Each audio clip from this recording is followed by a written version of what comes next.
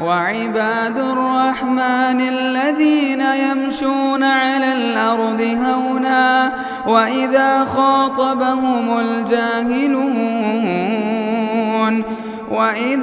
خاطبهم الجاهلون قالوا سلاما.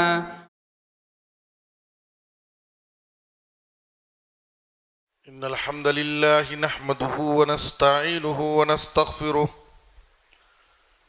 ونعوذ بالله من شرور أنفسنا ومن سيئات أعمالنا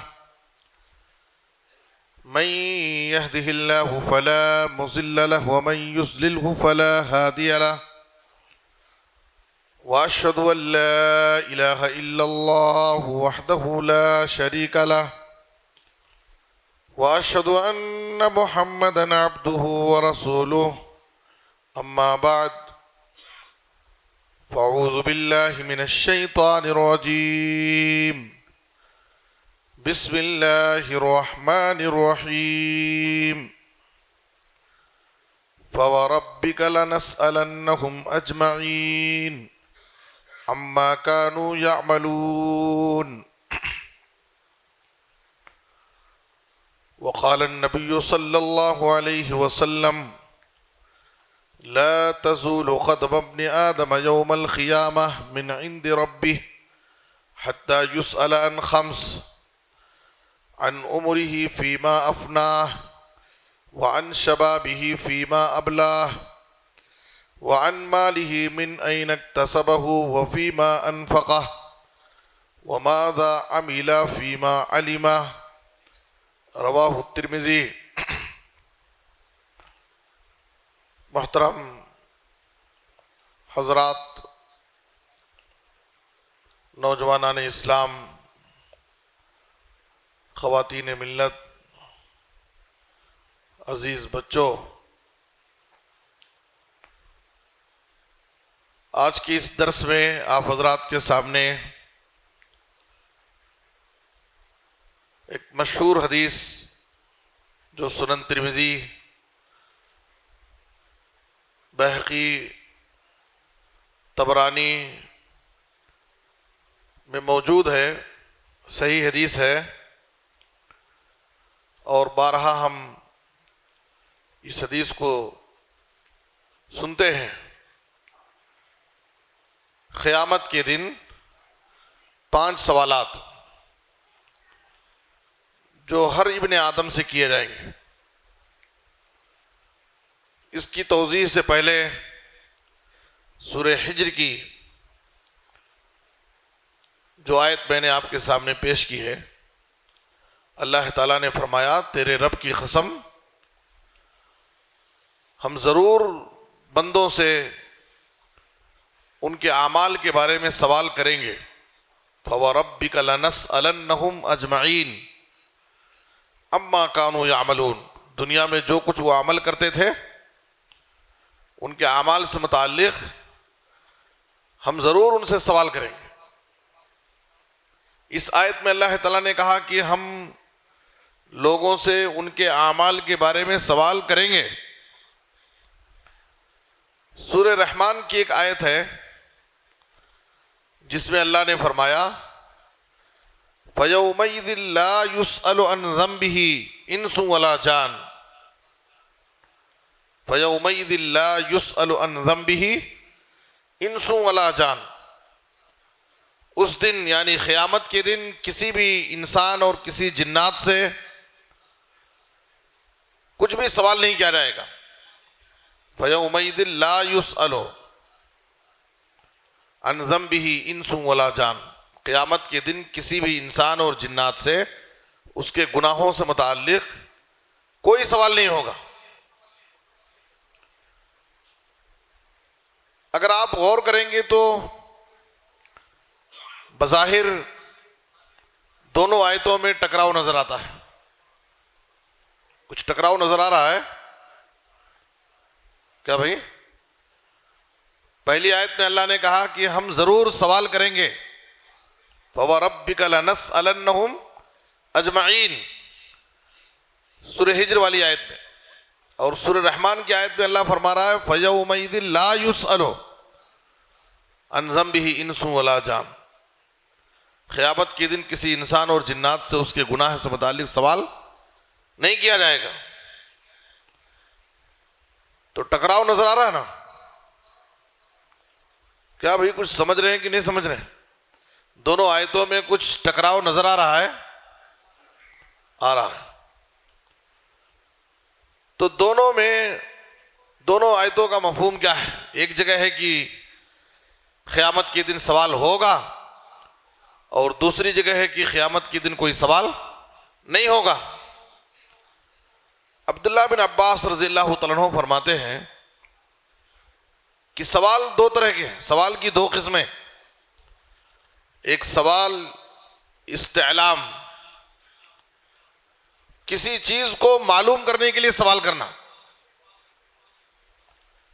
تو قیامت کے دن جہاں پر یہ ہے کہ سوال نہیں ہوگا، تو اللہ تعالیٰ قیامت کے دن معلوم کرنے کے لیے سوال نہیں کرے گا۔ حل عملتم کذا و کذا، اے بندے کیا دنیا میں تم یہ عمل کیے تھے، یہ گناہ کیے تھے؟ ایسا سوال نہیں ہوگا۔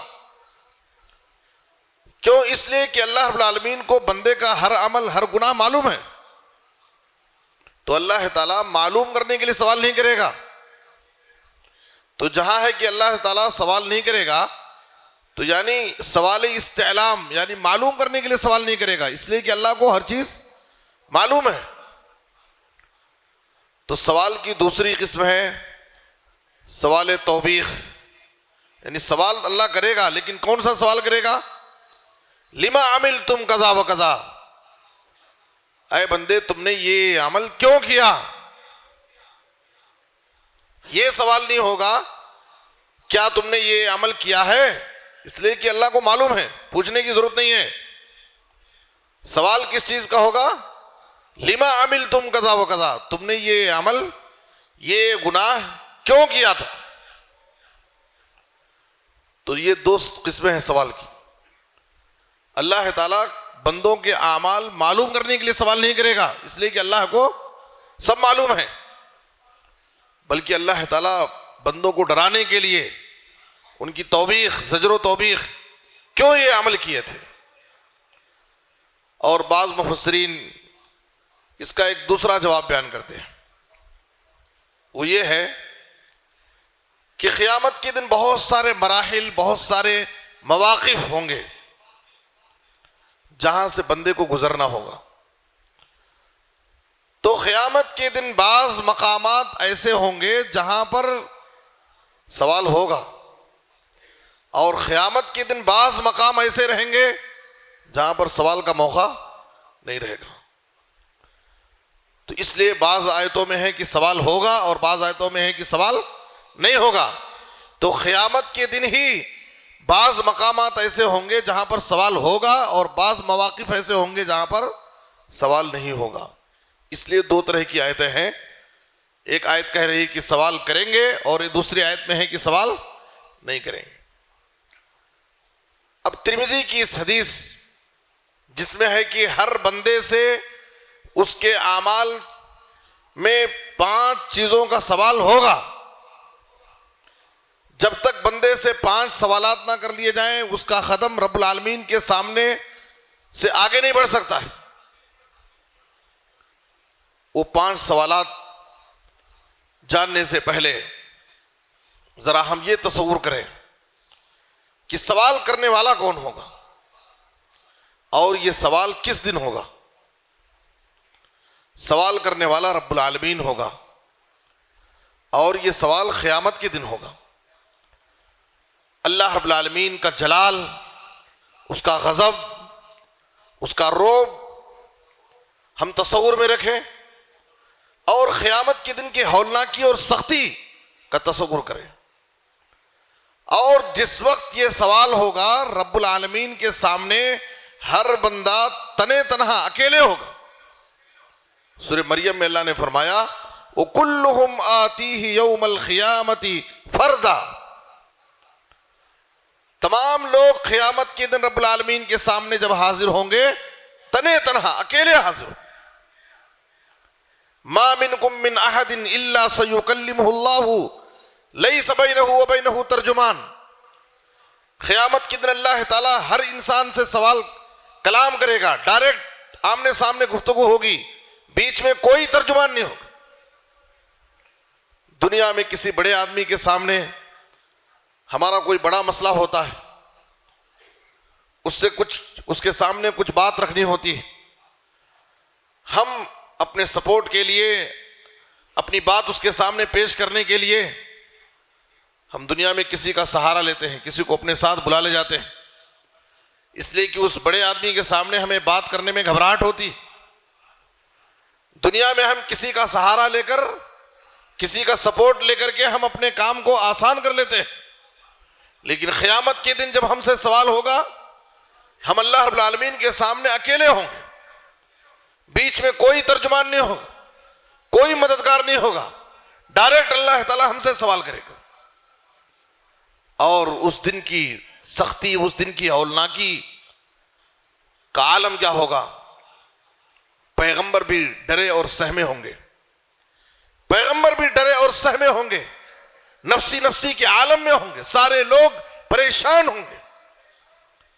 یہاں تک کہ پیغمبروں کی زبان پر یہ دعا جاری ہوگی، ربی سلم سلم، اے میرے رب تو آج مجھے سلامتی عطا فرما، اے میرے رب تو آج مجھے بچا لے.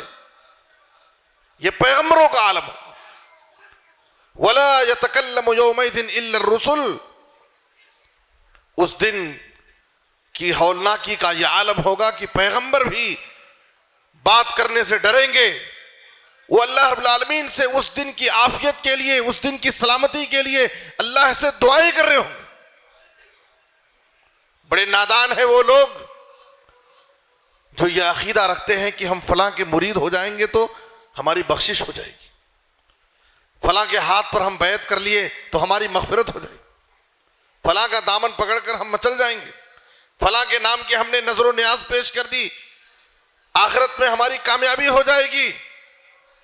قیامت کے دن کی ہولناکی اور سختی کا عالم یہ ہوگا کہ وہاں رب العالمین کی اجازت کے بغیر، اللہ کے حکم کے بغیر کسی کو رب کے سامنے زبان کھولنے کی، بات کرنے کی ہمت نہیں ہوگی، کسی کو اجازت نہیں ہوگی جب تک رب العالمین کی اجازت نہ ہو.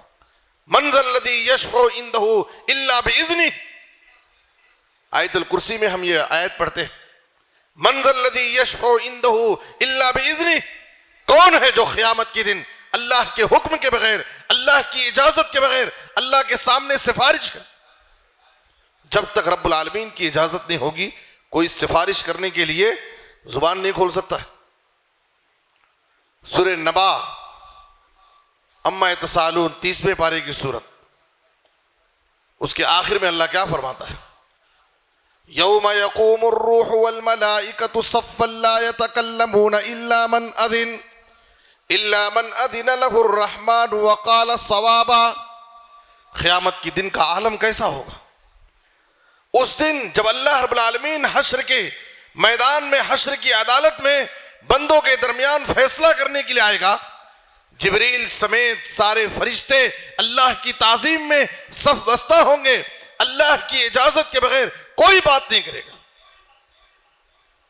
کیسے ہم یہ عقیدہ رکھے ہوئے ہیں فلاں بخشش کرا دیں گے، فلاں ہمیں کامیابی دلا دیں گے، جبکہ وہاں اللہ کے حکم کے بغیر قیامت کے دن کا مالک اللہ ہو، مالک یوم الدین، وہاں اس کی اجازت کے بغیر کوئی بات کرنے کی طاقت نہیں رکھے گا.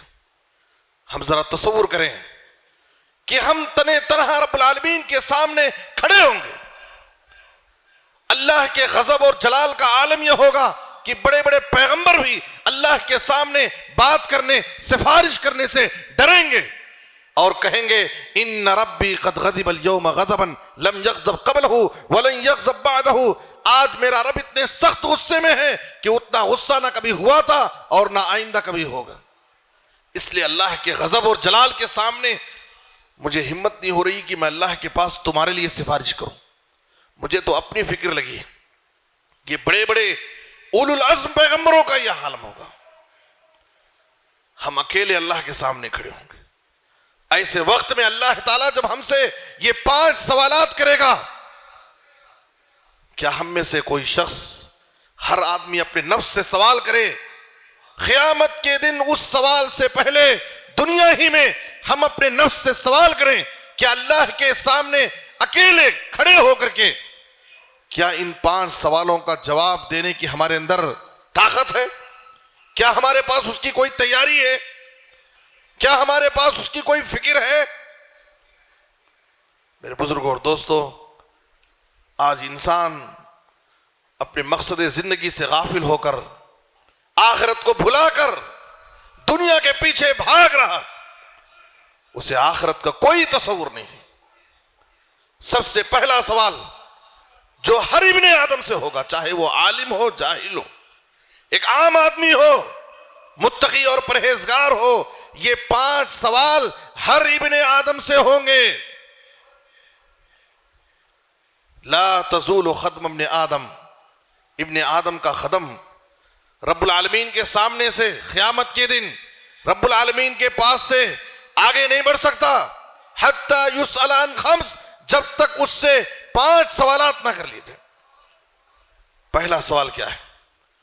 عن عمرہ فیما افناہ، تم نے اپنی عمر کہاں گزاری تھی؟ تم نے اپنی زندگی کہاں گزاری تھی؟ ذرا سوچو مسلمانوں، اگر ہم سے پوچھ لیا جائے جمعہ سے لے کر جمعہ تک، جمعہ سے لے کر جمعہ تک صرف ایک ہفتے کے بارے میں ہم سے سوال کیا جائے، ایک گزشتہ ایک ہفتے کی تم نے کہاں گزارے؟ پورا ایک ہفتہ جمعہ سے جمعہ تک تمہارا کہاں گزرا؟ کیا ہم اس کی تفصیل پیش کرنے کی طاقت رکھتے ہیں؟ ذرا سوچے کہ ہم سے پوری زندگی 50 سال 60 سال 70 سال کی پوری زندگی کے بارے میں ہم سے اللہ سوال کرے گا کہ تمہاری عمر کہاں گزری تھی، تم نے اپنی زندگی کہاں گزاری تھی؟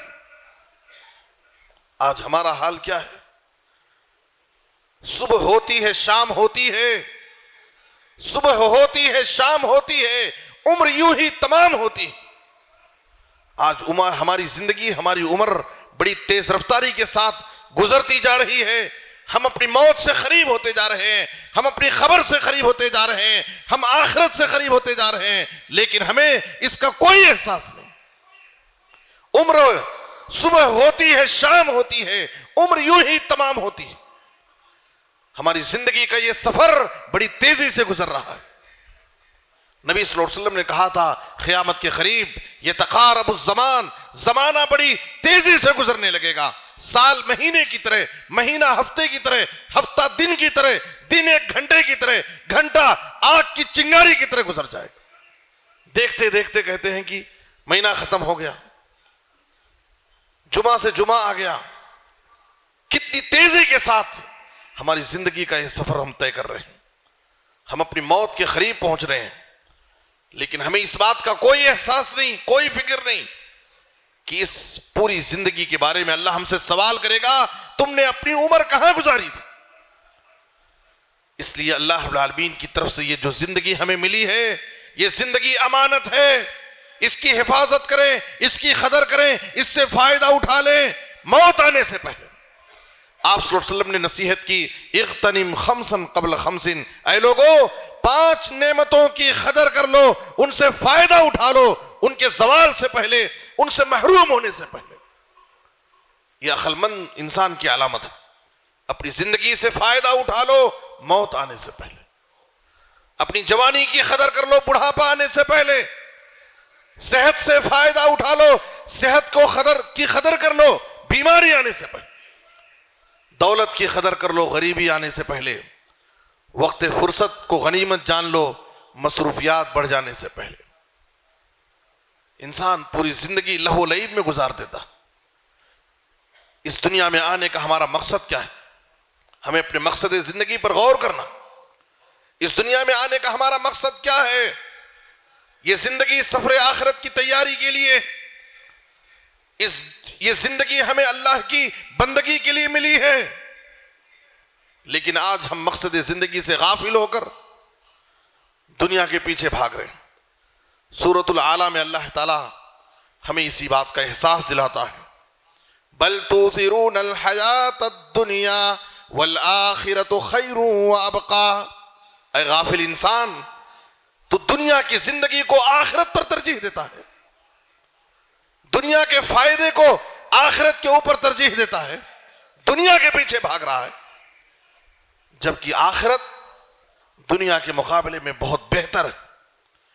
یہ دنیا عارضی ہے، فانی، ختم ہو جائے گی۔ یہاں کی ساری نعمتیں، یہاں کی ساری شان و شوکت، یہاں کی ساری دولت، یہاں کی ساری پراپرٹی، یہاں کا سارا وحدہ اور منصب سب ختم ہو جائے گا۔ آخرت ہمیشہ باقی رہنے والی ہے۔ اس فرق کو سمجھو اور اس آخرت کی تیاری کرو، فکر کرو۔ انسان پوری زندگی لہو لعب میں گزار دیتا ہے، اسے ہوش نہیں آتا۔ دو ایسے موقع آتے ہیں جب اسے اپنی غفلت پر افسوس ہوتا ہے۔ اللہ نے 60 سال زندگی دی، 70 سال زندگی دی،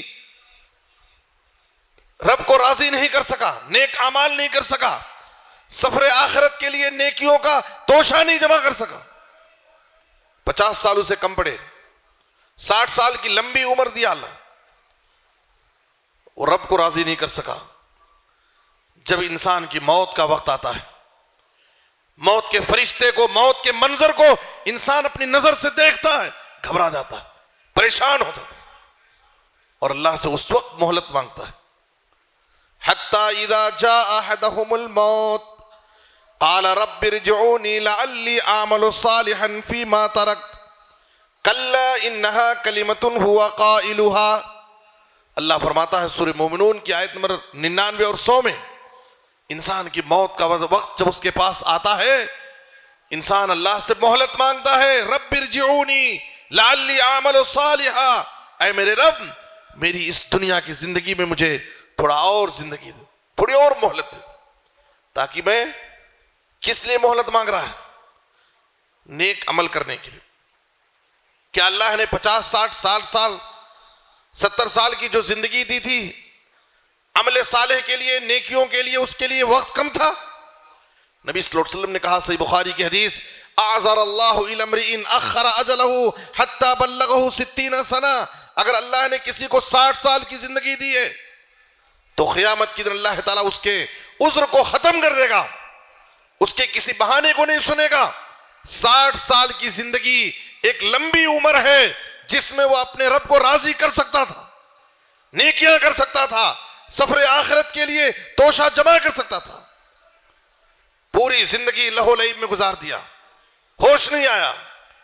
اب موت کے وقت انسان اللہ سے مہلت مانگ رہا، تھوڑا مہلت، تھوڑی مہلت دے دے، رب ارجعونی لعلی اعمل صالحا۔ اللہ نے کیا فرمایا؟ کلا، ہرگز نہیں، انہا کلمۃ ہوا قائلھا، یہ تو بس کہنے کی بات ہے، یہ کہنے کی بات کہ تھوڑا موقع دے، اللہ تھوڑی مہلت دے، میں نیک بنوں گا۔ میں نے تجھے تھوڑی مہلت نہیں، ایک لمبی عمر دی تھی میں نے تجھے نیک عمل کرنے کے لیے، نیک بننے کے لیے، لیکن تو نے اس عمر کی قدر نہیں کی۔ سورہ منافقون میں اللہ کیا فرماتا ہے؟ وَأَنفِقُوا مِمَّا رَزَقْنَاكُم مِّن قَبْلِ أَن يَأْتِيَ أَحَدَكُمُ الْمَوْتُ فَيَقُولَ رَبِّ لَوْلَا أَخَّرْتَنِي إِلَىٰ أَجَلٍ قَرِيبٍ فَأَصَّدَّقَ وَأَكُن مِّنَ الصَّالِحِينَ۔ انسان اللہ سے کہتا ہے موت کے وقت، رب ارجعونی لولا اخرتنی الی اجل قریب، اے اللہ مجھے بس تھوڑا مہلت، تھوڑا وقت دے، کتنا؟ بس اتنا مجھے بات کرنے کا مجھے ٹائم دے کہ میں اپنے گھر والوں کو بس اتنا وصیت کر دوں کہ میری پراپرٹی اللہ کی راہ میں دے دو، وقف کر دو، صدقہ کر دو، تاکہ میں نیک انسان بن جاؤں، میرے لیے آخرت کے سفر میں کچھ توشہ مل جائے مجھے۔ اللہ نے کہا وَلَن يُؤَخِّرَ اللَّهُ نَفْسًا إِذَا جَاءَ أَجَلُهَا، جب کسی انسان کا وقت مقررہ آ جاتا ہے، اس وقت کسی بھی نفس کو ذرہ برابر ایک لمحے کے لیے بھی وقت نہیں ملتا۔ اس لیے موت کا وہ وقت آنے سے پہلے، رب العالمین سے اس وقت مہلت مانگنے سے پہلے، ابھی جو اللہ نے ہمیں زندگی دی ہے، یہ جو عمر دی ہے، اسے غنیمت جان لو اور نیک عمل کر لو۔ اس وقت، موت کے وقت ہم اللہ سے مہلت مانگیں گے، مہلت نہیں ملے، ایک لمحے کی مہلت نہیں ملے۔ ابھی اللہ نے مہلت دی، ابھی ٹائم ہے ہمارے پاس نیک عمل کرنے کی۔ یہ پہلا موقع ہوگا جب انسان اپنی غفلت پر افسوس کرے گا اور اللہ سے مہلت مانگے گا، لیکن اسے مہلت ملنے والی نہیں ہے۔ اور دوسرا موقع جب انسان کو جہنم کے گڑھے کے سامنے لایا جائے گا. سامنے دہکتی اور بھڑکتی ہوئی آگ ہوگی. اس جہنم کی آگ میں اس کو ڈالا جانے والا. انسان اپنی نظروں سے دیکھے گا, گھبرائے گا, پریشان ہوگا. جس جہنم سے, جس آگ سے دنیا میں ہمیں بار بار ڈرایا جاتا تھا, لیکن ہم نے اس کو جھٹلا دیا. اس کی ڈرانے والوں کی ہم نے قدر نہیں کی, ان کی باتوں پر ہم نے غور نہیں کیا. سورہ سجدہ کی آیت نمبر 12 پڑھو. سورہ سجدہ کی آیت نمبر 12 اللہ کیا فرماتا؟ وَلَوْ تَرَى إِذِ الْمُجْرِمُونَ نَاكِسُو رُؤُوسِهِمْ عِنْدَ رَبِّهِمْ رَبَّنَا أَبْصَرْنَا وَسَمِعْنَا فَارْجِعْنَا نَعْمَلْ صَالِحًا إِنَّا مُوقِنُونَ. جب آپ دیکھیں گے مجرموں کو, گنہگاروں کو, نافرمانوں کو رب العالمین کے سامنے شرمندہ ہو کر, افسوس کرتے ہوئے, نادم ہو کر, اپنے سروں کو جھکائے ہوئے کھڑے ہوں گے, اللہ سے مہلت مانگ رہے ہوں گے, کہہ رہے ہوں گے ربنا ابصرنا وسمعنا, اے ہمارے رب ہم نے اپنی آنکھوں سے جہنم کو دیکھ لیا, وسمعنا ہم نے سن لیا, فرجعنا نعمل صالحا, اے ہمارے رب دنیا کی زندگی میں ہمیں دوبارہ بھیج دے. کس کے لیے مہلت مانگے گا؟ کیا کام؟ بس نیک عمل کرنے. کیا ہمارے خاندانوں میں, ہمارے قبیلے میں, ہمارے شہر میں مرنے کے بعد کوئی دوبارہ واپس آیا؟ میرے بزرگ اور دوستو, کوئی موقع نہیں. اس وقت انسان دنیا میں آنے کے لیے اللہ سے ٹائم مانگے گا, مہلت مانگے گا, لیکن وہ مہلت نہیں ملنے والی ہے. یہ دنیا دار العمل ہے, آخرت دار الجزا ہے. یہاں ہم جو بھی عمل کریں گے ہمارے عمل کا بدلہ ہمیں آخرت ملے گا. وہاں ٹائم نہیں, سوچنے اور سمجھنے کا کوئی موقع نہیں. وہاں ہمارا حساب و کتاب ہوگا. اس لیے میرے بزرگ اور دوستو, عقل مندی کی بات کیا ہے؟ اللہ نے یہ جو زندگی دی ہے, یہ زندگی اللہ کی طرف سے امانت ہے. اس پوری زندگی کے بارے میں اللہ ہم سے سوال کرے گا. سفر آخرت کی تیاری کے لیے زندگی ملی, ہم اس کی قدر کر لیں. موت کے وقت اللہ سے مہلت مانگنے سے پہلے, جس وقت کوئی مہلت نہیں ملے گی, قیامت کے دن اللہ کے عذاب کو دیکھ کر دنیا میں واپس آ کر کے نیک عمل کرنے کی مہلت مانگنے سے پہلے, جو اللہ نے ہمیں یہ زندگی دی ہے, اس زندگی میں نیک عمل کریں. ابھی ٹائم ہے. ورنہ آج ہماری حالت کیا ہے؟ الہاکم التکاثر, الہاکم التکاثر, بس مزید مزید دنیا دنیا. ہمیشہ انسان دنیا کے پیچھے بھاگ رہا ہے. اور ایک پراپرٹی بنا لو, اور ایک گھر لکھا لو, ایک دکان کا مالک ہوا ایک اور دکان کا مالک بن جاؤ, ایک پراپرٹی لکھا ہے دوسری پراپرٹی بنا لو. صرف دنیا کے پیچھے انسان بھاگ رہا ہے. اے انسان, الہاکم التکاثر, یہ مزید مزید اور مجھے مل جائے. زیادتی کی طلب, زیادتی کی حرص نے تجھے آخرت سے غافل رکھا, اللہ کی عبادت سے غافل رکھا, یہاں تک کہ تو پوری غفلت کی زندگی گزار کر مر کر کے قبرستان چلا گیا اور تیرے پاس نیکیوں کا کوئی توشہ نہیں. اس کا جو انجام ہوگا وہ تو انجام دیکھ لے گا, بہت ہی برا انجام ہونے والا ہے. یہ پہلا سوال ہوگا, ان عمرہ فیما افنا. دوسرا سوال, وعن شبابہ فیما ابلا. تو نے اپنی جوانی کہاں گزاری تھی؟ ظاہر ہے کہ زندگی, پوری زندگی کا جب سوال ہوگا, تو نے اپنی پوری زندگی کہاں گزاری تھی, تو پوری زندگی میں جوانی کی زندگی شامل ہے نہیں؟ شامل ہے کہ نہیں بھائی؟ زندگی کے اس سوال میں جوانی بھی داخل ہے, لیکن اللہ تعالی جوانی کے بارے میں الگ سوال کرے گا. وان شبابہ فیما ابلا, تو نے اپنی جوانی کہاں گزاری تھی؟ یہ زندگی کا سب سے سنہرا دور, زندگی کی سب سے قیمتی دور, جوانی کی زندگی تیری کہاں گزری؟ آج ہم کیا سمجھتے ہیں کہ یہ جوانی انجوائے کے لیے, یہ جوانی انجوائے کے لیے, دنیا کی نعمتوں سے فائدہ اٹھانے کے لیے, دنیا کی رنگینیوں سے لطف اندوز ہونے کے لیے. یہ جوانی مستانی ہے, دیوانی. میرے بزرگوں, نوجوانوں, ایک مسلمان, ایک مومن نوجوان, اس کی جوانی دیوانی اور مستانی نہیں ہوتی. اس کی جوانی اللہ کی بندگی میں گزرتی. اور بڑا قابل مبارکباد ہے وہ نوجوان جس کی جوانی اللہ کی عبادت میں گزری، جس کی زندگی کا یہ سنہرا دور، یہ قیمتی دور، جو اس کی زندگی کا بالکل خاص دور ہے، اس وقت میں وہ رب کی عبادت کر لے، آخرت کے لیے توشہ جمع کر لے، نیک عمل کر لے اور اپنی جوانی کو دیوانی ہونے سے بچا لے. بڑا قابل مبارکباد ہے وہ نوجوان. اور ایسی جوانی کی عبادت اللہ کو بہت پسند ہے. ایسی جوانی کی عبادت اللہ کو بہت پسند. ہماری جوانی کی عبادت اللہ کے نزدیک بہت قیمتی ہے. اور اسی لیے کل قیامت کے دن جب سورج 1 میل کے فاصلے پر ہوگا، آگ کے گولے برسا رہا ہوگا، سارے لوگ پسینے میں ڈوبے ہوں گے، نفسی نفسی کے عالم میں ہوں گے، کہیں بھی کوئی سایہ نہیں ہوگا. اللہ تعالیٰ اپنے کچھ خوش نصیب بندوں کو اپنے عرش کے سائے میں جگہ دے گا. اللہ ہمیں ان خوش نصیبوں میں شامل فرمائے. اللہ ہمیں ان خوش نصیبوں میں شامل فرمائے. آمین. نبی صلی اللہ علیہ وسلم نے کہا وَرَجُلٌ شَابٌ نَشَأَ فِي عِبَادَةِ اللَّهِ، وہ نوجوان جس کی جوانی اللہ کی عبادت میں، وہ بھی ان خوش نصیبوں میں ہوگا جس کی جوانی اللہ کی عبادت میں گزری ہوگی. میرے نوجوانوں، ہماری زندگی کا مقصد ہی اللہ کی عبادت ہے.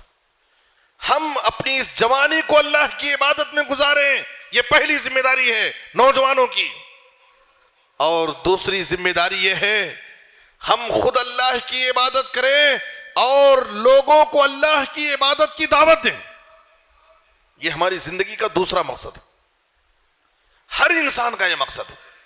ایک تو خود اللہ کی عبادت کرے، وما خلقت الجن والانس الا لیعبدون، اور دوسرے لوگوں کو، انسانیت کو ہم اللہ کی عبادت کی طرف بلائیں، دعوت دیں. یہ بھی ہماری ذمہ داری ہے، یہ بھی ہماری زندگی کا مقصد ہے. کنتم خیر امت اخرجت للناس، ہمارا وجود اس روئے زمین پر انسانیت کو اللہ کی طرف بلانے کے لیے. اور ایک نوجوان جوانی کی عمر میں یہ کام اچھے انداز سے کر سکتا. قرآن مجید میں اللہ تعالیٰ نے نبیوں کی دعوت کا تذکرہ کیا. انبیاء کی دعوتی زندگی، نبیوں کی دعوتی زندگی کے تذکرے میں ان کی جوانی کی دعوت کا ذکر کیا. ابراہیم علیہ السلام نے شرک کے ایوانوں میں توحید کا نعرہ بلند کیا، بت کدے میں داخل ہو کر کے سارے بتوں کو توڑ پھوڑ دیے، اور توحید کی حقیقت کو سمجھانے کے لیے سب سے بڑے بت کے گردن میں کلہاڑی لٹکا کر واپس آ گئے. جب بعد میں قوم کے لوگوں نے اس کے بارے میں غور کیا کہ آخر یہ ہمارے بتوں کے ساتھ کس نے کیا، تو انہوں نے کیا کہا؟ اللہ تعالیٰ نے ان کی اس بات کو نقل کیا قرآن میں. قالوا سمعنا فتى يذكرهم يقال له ابراہیم، سمعنا فتى يذكرهم يقال له ابراہیم. دیکھیے فتن کا لفظ، فتن کے معنی نوجوان. کہا کہ ہم نے ایک نوجوان کے بارے میں سنا ہے جو ہمارے بتوں کا تذکرہ کرتا ہے، جس کا نام ابراہیم ہے. وہ ایک نوجوان ہی یہ کام کر سکتا ہے. ان کی جوانی کی دعوت کا اللہ تذکرہ کر رہا ہے. سورہ کہف میں اللہ تعالیٰ نے کچھ نوجوانوں کی جوانی کی عبادت اللہ ان کو اتنی پسند آئی جو توحید پر ڈٹے رہے، قائم رہے، اور اپنی ایمان کی حفاظت کے لیے وہ جا کر غار میں چھپ گئے. اللہ ان کے جوانی کا تذکرہ، ان نوجوانوں کی مثال قرآن میں ذکر کر دیا. انہم فتیۃ آمنوا بربہم وزدناہم ھدا. ان کی جوانی کا ذکر.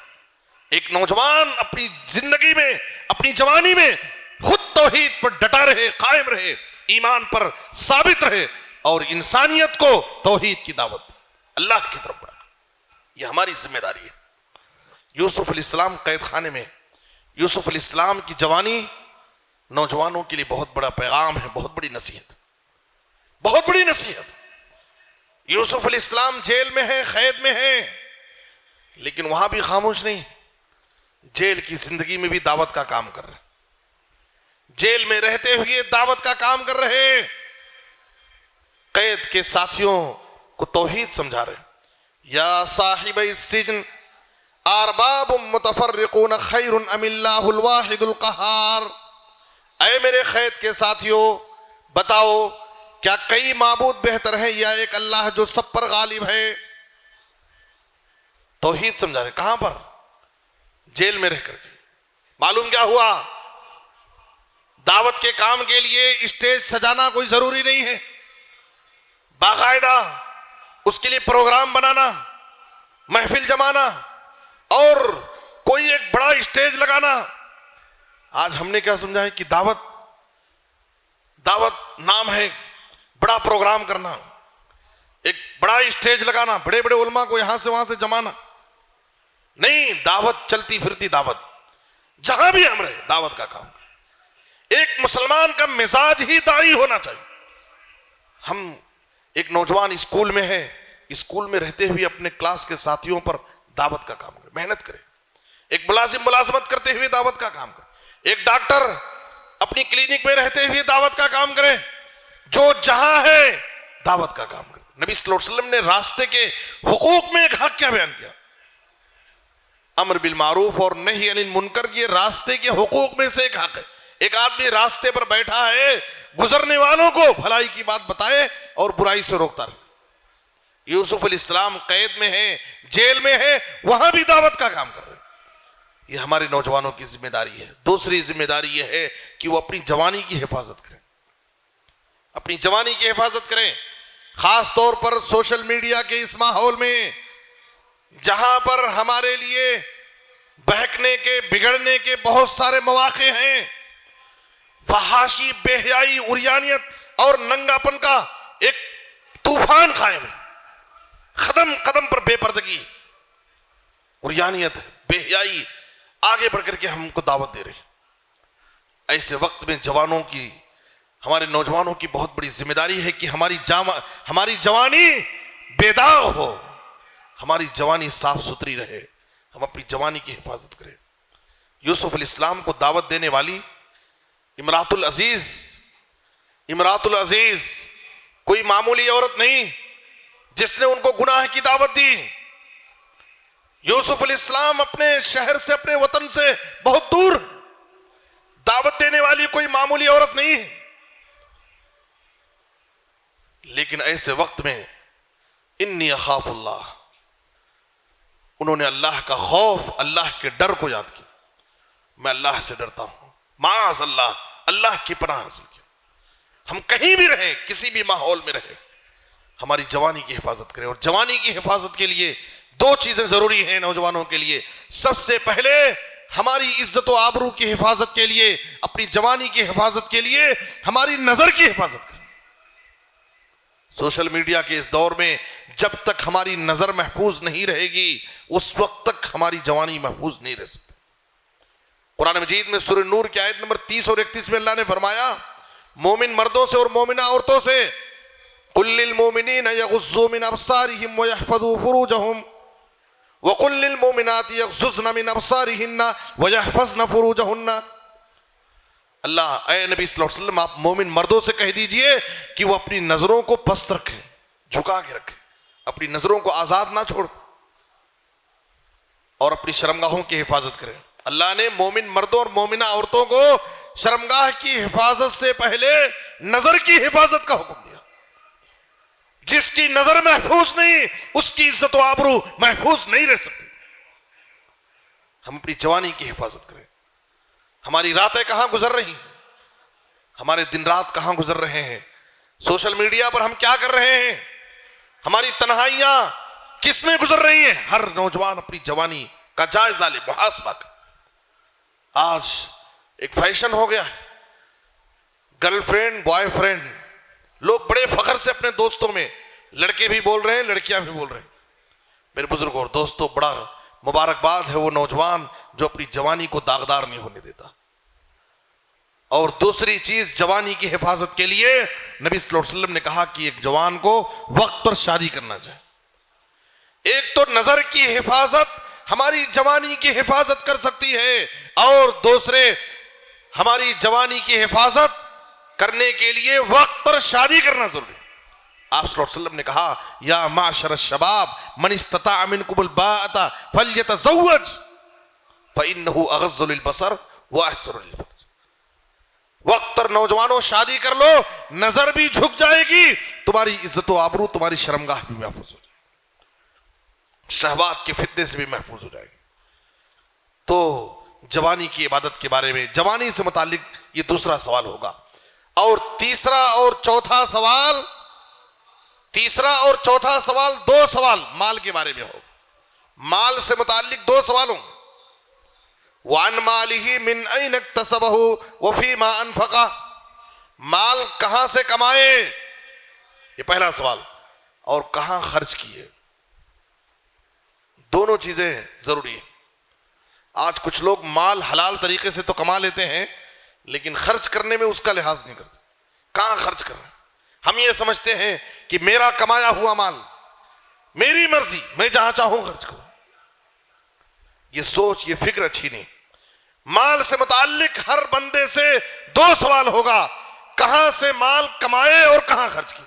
ہم حلال طریقے سے مال کمائیں اور حلال راستے میں خرچ کریں، یہ ہماری ذمہ داری. قرآن مجید میں آپ دیکھیے اللہ تعالیٰ ہمیں کیا حکم دیتا ہے. یا ایھا الناس کلوا مما فی الارض حلالا طیبا. ناس کا خطاب، اے لوگو. یا ایھا الناس کا مطلب اے لوگو، جس میں سارے لوگ شامل ہیں. اللہ تمام لوگوں کو حکم دے رہا ہے حلال پاکیزہ حلال روزی کھاؤ. اس کے بعد یا ایھا الذین آمنوا، یا ایھا الذین آمنوا کلوا من طیبات ما رزقناکم واشکروا للہ. اے ایمان والو، پہلے اللہ نے لوگوں سے خطاب کیا، اس کے بعد اے ایمان والو پاکیزہ حلال روزی کھاؤ. اس کے بعد تیسرا حکم دیکھیے، یا ایھا الرسل کلوا من الطیبات واعملوا صالحا. اللہ یہی حکم رسولوں کو دے رہا، پیغمبروں کو بھی یہی حکم ہے، اے رسولوں کی جماعت حلال کھاؤ اور نیک عمل کرو. اس کا مطلب یہ ہے کہ اگر ہماری روزی حلال نہیں ہوگی تو ہمارا عمل نیک نہیں ہو سکتا ہے. ہم جو کھاتے ہیں ہماری روزی کا بڑا کردار ہے.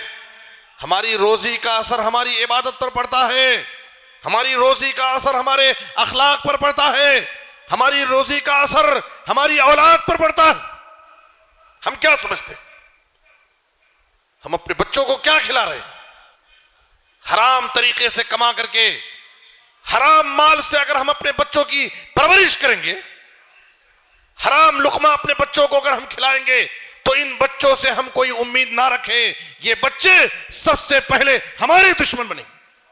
ماں باپ کے نافرمان، ماں باپ کے باغی، سرکش، بد اخلاق. آج جو اولاد ہو رہی ہے اس کا ایک بڑا سبب حرام روزی کے ذریعے ان کی پرورش، حرام روزی سے ان کی پرورش. ہم نہیں سوچتے، بعد میں رونے سے کوئی فائدہ نہیں، بعد میں رونے سے کوئی فائدہ نہیں. آج کتنے ماں باپ ایسے ہیں اللہ نے سب کچھ دیا ہے، بینک بیلنس ہے، زمینات ہیں، پراپرٹی ہے، گھر میں ساری نعمتیں موجود ہیں، لیکن صرف اولاد کی طرف سے ان کی زندگی کا سکون غارت ہو چکا ہے، پریشان ہے صرف اولاد کے مسئلے میں. تیرے ہونٹوں پہ زمانے کی برائی کیسی، تیرے ہونٹوں پہ زمانے کی برائی کیسی، ایک قطرے کی سمندر سے لڑائی کیسی. اپنی بگڑی ہوئی اولاد پہ رونے والے خود ذرا سوچ کھلائی تھی کمائی کیسی. کس غذا سے ہم نے اپنے بچوں کی پرورش کی ہے، حلال سے یا حرام سے؟ حرام روزی سے پلنے والی اولاد کل آگے چل کر کے ماں باپ کی نافرمان اور باغی ہو. اس لیے نبی صلی اللہ علیہ وسلم کے پاس صدقے کی کھجوریں آئیں. حسن بن علی ابھی معصوم چھوٹے بچے ہیں، پتہ نہیں ایک کھجور لیے منہ میں ڈال لیے. ہم کیا سوچتے ہیں، ابھی تو بچہ ہے، بعد میں بڑا ہوگا سمجھدار ہو جائے گا. بچوں کی بچپن کی غلطیوں کو نظر انداز نہ کریں، بچپن کی غلطیوں کو نظر انداز نہ کریں. ماں باپ بلکہ بچوں کی بچپن کی غلطیوں پر فوراً تنبیہ کریں. یہ فوری تنبیہ ان کی زندگی میں بڑی کام آئی. کبھی بھی وہ انسان، وہ بچہ آگے چل کر کے اس غلطی کی طرف نظر نہیں اٹھا سکتا، جرات نہیں کرے گا جس غلطی پر ماں باپ بچپن ہی میں تنبیہ کرتے. اور جب ہم بچپن کی غلطیوں کو نظر انداز کرتے جاتے ہیں تو بچہ انہی غلطیوں پر عادی ہو جاتا ہے. بعد میں وہ غلطیاں چھوڑنا اس کے لیے مشکل ہو جاتا. یہ بچے کیا ہے، ابھی نرم و نازک شاخ ہے، نرم و نازک شاخ ہے، جیسے چاہیں جدھر چاہیں پھرا سکتے ہیں. جب وہ مضبوط تناور درخت بن جائے گا ہم کچھ بھی نہیں کر سکتے. حسن بن علی کھجور اٹھا کر منہ میں ڈال لیے. نبی صلی اللہ علیہ وسلم یہ نہیں سوچے کہ ابھی تو بچہ ہے. آپ صلی اللہ علیہ وسلم نے کہا کخ کخ اما تعریف ان لا ناکل الصدقہ، منہ سے نکال کر پھینک دو. کیا تمہیں پتا نہیں کہ ہم آل رسول پر صدقہ حرام ہے؟ ایک کھجور ہمارے اوپر صدقہ حرام ہے، ہم خود نہیں کھائیں گے، اپنے بچوں کو بھی نہیں کھلائیں. میرے بزرگ اور دوستو، ہم اپنے بچوں کو کیا کھلا رہے ہیں؟ ہماری خواتین کا بھی بہت بڑا کردار ہے اس معاملے. کتنے ایسے مرد حضرات ہیں جو اپنی عورتوں کی طرف سے حرام کمائی پر مجبور ہوتے. ان کے ارمانیں، ان کی خواہشیں، ان کی فرمائشیں، ان کے طرح طرح کے روزانہ مطالبات. شوہر کی آمدنی محدود ہے، کمائی کم ہے، کیا کرے گا بیچارہ؟ اپنی عورت کی فرمائشوں کو پورا کرنے کے چکر میں وہ حلال راستے کو چھوڑ کر حرام راستے میں جانے پر مجبور ہو جاتا. ہماری خواتین کا بھی بہت بڑا کردار ہے اپنے شوہروں کو حلال روزی دلانے میں اور حلال پر باقی رکھنے میں.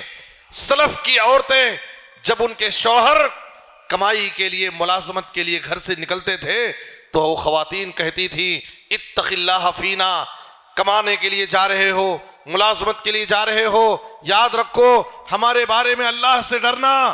ولا تطعمنا الحرام، ہمیں حرام مت کھلانا. فإنا نصبر على الجوع ولا نصبر على النار. دیکھو ہم اس دنیا میں بھوک کو تو برداشت کر سکتے ہیں، ہم بھوک کو برداشت کر لیں گے، لیکن ہم حرام کھا کر کے جہنم کی آگ کو برداشت نہیں کر سکتے. یہ اسلاف امت کی خواتین کا جذبہ تھا.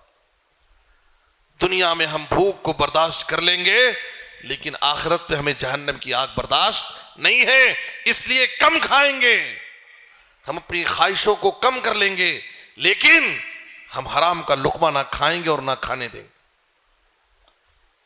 ابو بکر صدیق رضی اللہ تعالیٰ عنہ نے کیا کیا؟ ان کے غلام نے حرام کمائی سے لا کر کے کچھ کھلا دیا ان کو. پتا چلا کھانے کے بعد صحیح بخاری کی حدیث ہے فَأَدْخَلَ أَبُو بَكْرٍ يَدَهُ فَقَاءَ كُلَّ شَيْءٍ فِي بَطْنِهِ. ابو بکر صدیق رضی اللہ عنہ کھانے کے بعد پتا چلا ایک لقمہ حرام کا پیٹ میں چلا گیا ہے. کھانے کے بعد پتا چلا. سوچ سکتے تھے کہ چلو آئندہ سے خیال کر لیں گے، نہیں، حرام کا ایک لقمہ میرے پیٹ میں کیسے گیا؟ اس ایک لقمے سے میرے جسم کی جو پرورش ہوگی اس کا حساب میں کیسے پیش کروں؟ منہ میں ہاتھ ڈال کر کے خے کر کے، زبردستی خے کر کے جو کچھ کھائے تھے جب تک پورا باہر خے نہیں کر دیے اس وقت تک انہیں تسلی نہیں ہوئی. بڑی تکلیف کے ساتھ خے کر کے پورا جب تک نکال نہیں دیے. دیکھنے والوں نے کہا، دوسری روایت میں ہے ابو بکر صدیق رضی اللہ عنہ سے، آخر آپ نے اتنی تکلیف کیوں اٹھائی صرف ایک لقمے کے لیے؟ کہا تم ایک لقمے کی بات کرتے ہو، نبی صلی اللہ علیہ وسلم سے میں نے سنا کل جسد نبت من سحت فالنار اولا به. ہر وہ جسم جس کی پرورش حرام لقمے سے، حرام غذا سے ہوئی ہو، وہ جہنم کی آگ کا زیادہ حقدار. میں یہ نہیں سمجھتا کہ اس حرام لقمے سے، ایک لقمے سے میرے جسم کی پرورش ہوگی تو کہیں جہنم کی آگ مجھے نہ جلائے. آج کھلم کھلا واضح طور پر یقین کے ساتھ ہمیں معلوم ہے کہ یہ حرام ہے لیکن پھر بھی کھا رہے ہیں، بچوں کو کھلا رہے ہیں. میرے بزرگوں اور دوستو، اپنی تجارت کو حلال بناؤ. یہ حرام روزی کی، حرام کی نحوست دنیا میں بھی ہے اور آخرت میں. ہماری زندگیوں سے چین و سکون ختم ہو جائے. بظاہر انسان حرام کما کر کے قارون کا خزانہ تو جمع کر لیتا ہے، خوب ترقی کرتا ہے، خوب لوگوں میں اس کی آوبھگت ہوتی ہے، لیکن اس کا انجام تباہی اور بربادی ہے. دنیا میں بھی اس کے لیے ہلاکت ہے، نقصان ہے، اور آخرت میں بھی اس کے لیے بربادی ہے. اس لیے یہ تیسرا سوال، وَعَنْ مَالِهِ مِنْ أَيْنَ اكْتَسَبَهُ، کہاں سے کمائے، حلال طریقے سے کمائے. نبی صلی اللہ علیہ وسلم نے کہا تھا یاتی علی الناس زمان لا یبالی المرء ما اخذ منہ امن الحلال ام من الحرام. لوگوں پر ایک ایسا وقت آنے والا ہے کہ انسان مال و دولت کا اس قدر حریص اور لالچی بن جائے گا کہ وہ اس بات کی مکمل پرواہ نہیں کرے گا کہ وہ مال کہاں سے کما رہا ہے. بس مال آئے، مال جمائے، مال ملے، چاہے حلال سے ملے یا حرام سے. اس کی زندگی کا ایک ٹارگیٹ ہوگا، اس کا ایک خواب ہوگا، مجھے یہ بننا ہے، مجھے اس سال مجھے اتنی پراپرٹی بنانا ہے، مجھے اتنے کا مالک بننا ہے. وہ اپنا ٹارگیٹ پورا کرنے کے لیے وہ کچھ نہیں دیکھے گا، چاہے حلال ہو حرام ہو، سب آنے دو. میرے بزرگ اور دوستو، بہت بڑی تباہی ہے. اور چوتھا سوال، کہاں خرچ کیے. یہ کمایا ہوا مال ہم نے کمایا ہے، لیکن یہ روزی دینے والا اللہ ہے. ہم جیسے چاہیں جہاں چاہیں خرچ نہیں کر سکتے. حلال راستے میں خرچ کریں. اور ہمارے خرچ کے سب سے زیادہ مستحق کون ہے، کن پر ہم سب سے زیادہ خرچ کریں.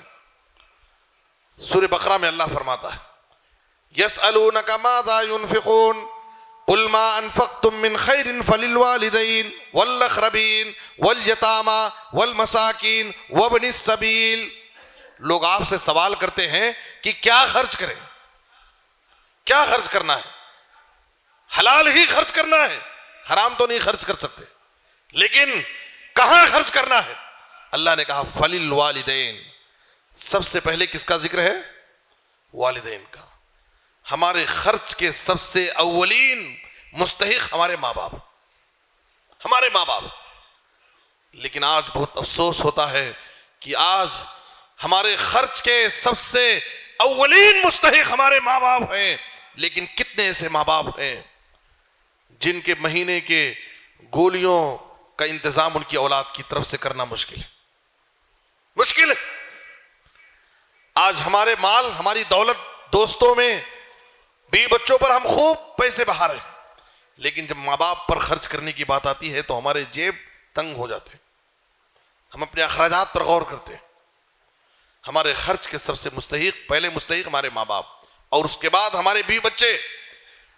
اگر آدمی اجر و ثواب کی نیت سے اپنے بیوی بچوں پر جو بھی حلال روزی خرچ کرتا ہے، ان کی ضرورتوں کو پورا کرتا ہے، یہ بھی ثواب کا کام ہے. ہم یہ کیوں بھول جاتے ہیں؟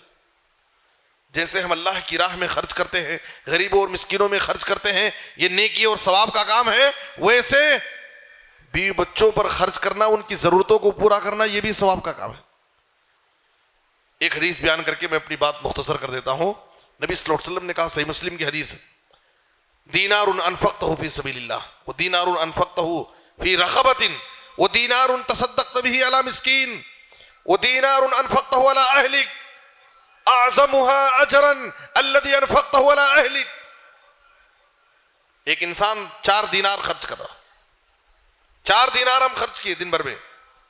1 دینار اللہ کی راہ میں خرچ کیے، 1 دینار غلام آزاد کرنے میں خرچ کیے، 3 دینار ہم کسی غریب اور مسکین کو صدقہ دیے، اور 1 دینار سے ہم اپنے بیوی بچوں پر خرچ کیے، ان کی ضرورتوں کو پورا کیا.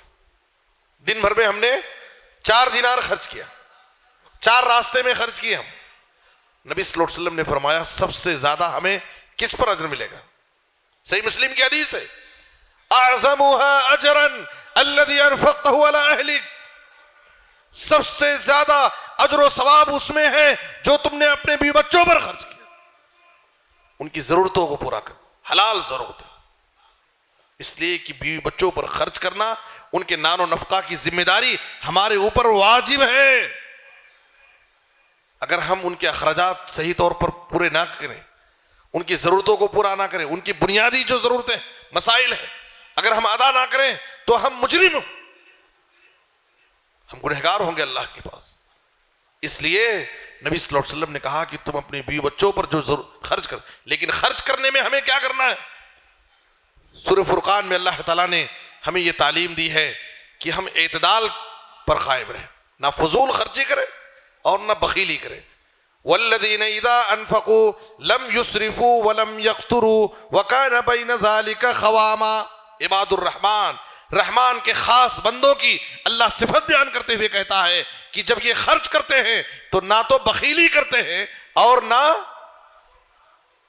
فضول خرچی کرتے ہیں، بلکہ درمیانی راہ، جہاں ضرورت ہے وہاں خرچ کرتے ہیں. تو ہم حلال کمائیں اور حلال راستے میں خرچ کریں. آخری سوال جو ہر بندے سے 5واں سوال ہوگا، وَمَاذَا عَمِلَ فِي مَا عَلِمَ. دین کی جو باتیں تم جانتے تھے اس پر تمہارا عمل کتنا تھا؟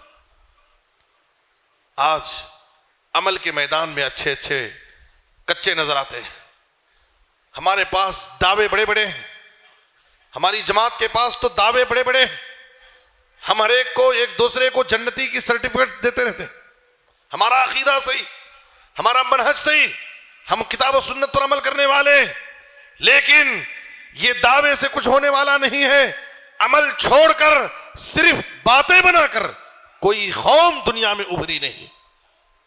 سفر آخرت کا سب سے بہترین ساتھی جو ہمارے ساتھ رہنے والا وہ واحد ساتھی عمل. انسان مر جاتا ہے، اس کے اہل و عیال، اس کے دوست و احباب، خاندان، قبیلہ، جماعت سب اس پر افسوس کرتے ہیں، غم میں آنسو بہاتے ہیں، لیکن سب کا معاملہ خبر تک. لیکن خبر میں دفنانے کے بعد ہمارے ساتھ رہنے والا، ہمارے ساتھ قبر میں دفنانے کے بعد ہمارے ساتھ رہنے والی چیز کیا ہے؟ عمل ہے. سفر آخرت کا ساتھی جو ہمارا ہے وہ عمل. انسان قبر میں رہتا ہے، سوال و جواب ہو جاتا ہے. ایک فرشتہ اگر وہ انسان نیک ہے، متقی ہے، پرہیزگار ہے، مومن، خوبصورت شکل و صورت میں، خوشبوؤں اس میں معطر ہوگا، اس میت کے پاس آتا ہے. بندہ پوچھتا ہے کہ آخر تو کون ہے؟ ایک نوجوان کی شکل میں. وہ فرشتہ کہتا انا عملک الصالح، انا عملک الصالح، میں تیرا نیک عمل ہوں، میں تجھے رب کی طرف سے بشارت دینے والا ہوں. لیکن اگر انسان فاسق ہے، فاجر ہے، نافرمان ہے، گنہگار ہے، اس کے پاس عمل اچھے نہیں ہیں، وہی فرشتہ بد شکل میں اور ڈراؤنی شکل میں آئے گا، اس کے پاس حاضر ہوگا. وہ انسان گھبرا کر اس سے پوچھے گا کہ تو کون ہے؟ وہ کہے گا انا عملک الخبیث، میں تیرے برے اعمال ہوں، میں تجھے رب کی طرف سے وعید، دھمکی دینے آیا ہوں، اللہ کے عذاب کی. قیامت کے دن حشر کے میدان میں ہم ہوں گے، ہمارے ساتھ کیا؟ یہ گھڑی محشر کی ہے، تو عرصے محشر میں ہے، پیش کر غافل عمل. کوئی اگر دفتر میں ہے، تیرے دفتر میں، تیرے نام اعمال میں اگر کچھ عمل ہے، نیکیاں ہیں، تو پیش کر کے آج کے دن اللہ کے عذاب سے تو اپنی حفاظت کر لے. اس لیے میرے بزرگوں اور دوستو، اور اسی عمل کے لیے اللہ تعالیٰ نے اس دنیا میں ہمیں پیدا کیا. سورہ ملک میں اللہ کیا فرماتا ہے؟ الذی خلق الموت والحیات لیبلوکم ایکم احسن عملا. اللہ نے موت و حیات کا یہ جو نظام بنایا ہے، اس دنیا میں ہمیں بھیجا ہے. مقصد کیا ہے؟ اس دنیا میں آنے کے بعد کون سب سے اچھا عمل کرتا ہے، اللہ یہ دیکھنا چاہتا. اسی عمل کے لیے، تاکہ ہمارے پاس سفر آخرت کے لیے عمل کا توشہ رہے. اس لیے کہ سفر آخرت کا توشہ یہی عمل. اسی عمل کی بنیاد پر ہم آخرت میں کامیاب ہوں گے، اور دنیا میں بھی اس عمل کے ذریعے اللہ ہم کو خوشگوار زندگی عطا کرے گا. سورہ نحل میں اللہ فرماتا ہے من عمل صالحا من ذکر او انثى وهو مؤمن فلنحيينه حياة طیبہ ولنجزینہم اجرہم باحسن ما كانوا يعملون. عمل کرنے والا چاہے مرد ہو یا عورت، اگر ایمان کی حالت میں نیک عمل کریں، اللہ کا وعدہ ہے دنیا میں بھی ہم ان کو پرسکون خوشگوار زندگی دیں گے، اور آخرت میں بھی ان کے عمل کا بہترین بدلہ جنت کی نعمتوں کی شکل میں دیں گے. اس لیے میرے بزرگوں اور دوستو، اس دنیا میں جو ہم عمل کریں گے، یہ دنیا عمل کی جگہ. میں نے کہا کہ جب انسان اس دنیا سے چلا جائے گا، خبر کی زندگی میں، برزخی زندگی میں، آخرت میں، وہاں پر اس کے پاس کوئی چانس نہیں، کوئی موقع نہیں. جو کچھ ہم دنیا میں عمل کیے ہوں گے آخرت میں اس کا ہم کو بدلہ ملنے والا ہے. صحابہ کرام کی زندگیوں میں، صحابیات کی زندگیوں میں اگر ہم غور کریں، عمل کے میدان میں فوراً ادھر نبی کا حکم ہوتا تھا، فوراً عمل شروع. آج عمل کے میدان میں ہمارے اندر بڑی سستی، بڑی کوتاہی، بڑی غفلت پائی جاتی ہے. یہاں تک کہ سنن و نوافل تو بہت دور کی بات، فرائض و واجبات میں بھی ہمارے اندر کمی.